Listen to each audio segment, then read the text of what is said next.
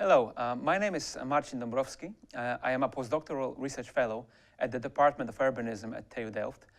I would like to present to you my ongoing research funded by the Urban Studies Foundation, focusing on governance of climate change policies in polycentric urban regions. In the last 20-30 years, we have observed a trend towards regionalization and multi-level governance across the world. This involves increasing vertical cooperation, referring to interactions between the local, regional, national, and supranational levels of government, and also increasing horizontal and cross-boundary collaborations, for instance, between municipalities within metropolitan regions or across national borders. These new collaborations are sought to address the new economic, social, and environmental challenges that transgress administrative and sectoral boundaries. However, such cooperations tend to be difficult, and policymakers are confronted with a range of multi-level governance gaps. Urban regions on which this study focuses offer a fertile ground for studying these shifts in territorial governance and the associated challenges. Hence, the project investigates governance of urban regions through the prism of climate change policy, a policy field where coordination, capacity, and accountability challenges associated with multi-level governance are magnified. In fact, climate change is a problem that is both global and local in nature. Thus, it calls for coordinated responses at multiple scales, which poses a major challenge. But that is not all. Being a particularly complex problem, it also calls for integrated policy action involving coordination of interventions across different policy sectors, such as energy, transport, water, spatial planning, health, disaster management, research, and so on and so on. The urban focus of this project reflects the crucial importance of cities for climate change policy. Cities, producing a substantial share of greenhouse gases emissions, are often considered as main perpetrators of climate change, but also they are its main victims too, as its impacts, such as flooding or heat stress, are the most acutely felt in urban areas. But crucially, cities are also part of the solution to the climate change challenge, and it is at the local scale that effective solutions to mitigate emissions and adapt to the impacts of climate change can be implemented. That being said, the research conducted to date points to many obstacles for the implementation of urban climate change initiatives. These include, for instance, clashes of interests and priorities across the sectoral departments of subnational authorities and across the levels of government.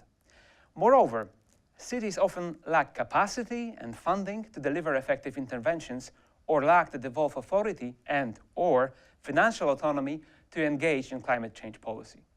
Finally, difficulties in coordination of responses between the municipalities within their wider urban regions can also hamper meaningful action. Against this background, the project addresses the following set of research questions. First, how do the features of the administrative and institutional systems shape urban regions' governance, and how do they affect the governance of climate change policies at the regional level? Second, to what extent and how do the climate change policies influence the patterns of governance in urban regions?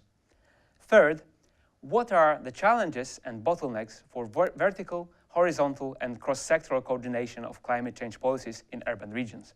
And finally, how are climate change issues addressed in collaboration across administrative and national boundaries?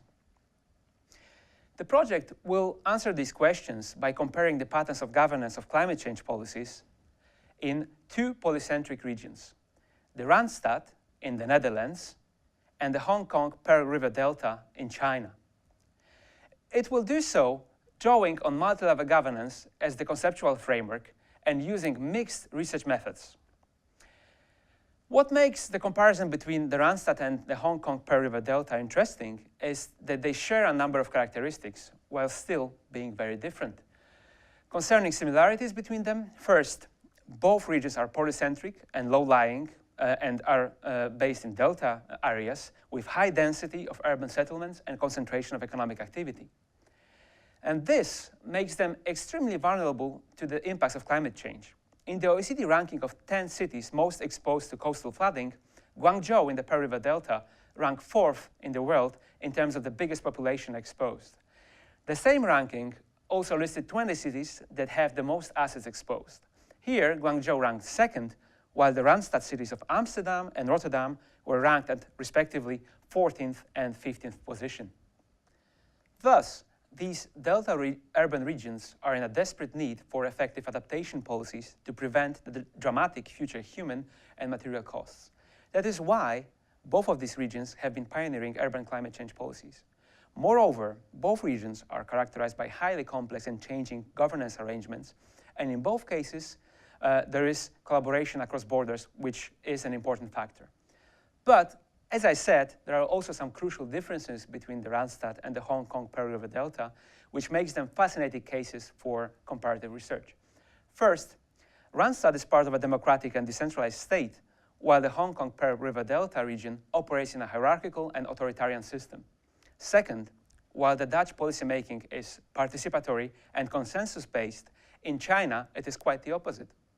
Third, in the Netherlands, there is a strong collaboration culture, resulting in a highly complex network of subnational cooperative bodies, which can be difficult to coordinate at times, while in China, top-down steering of policies prevails and horizontal collaboration at the regional scale is underdeveloped.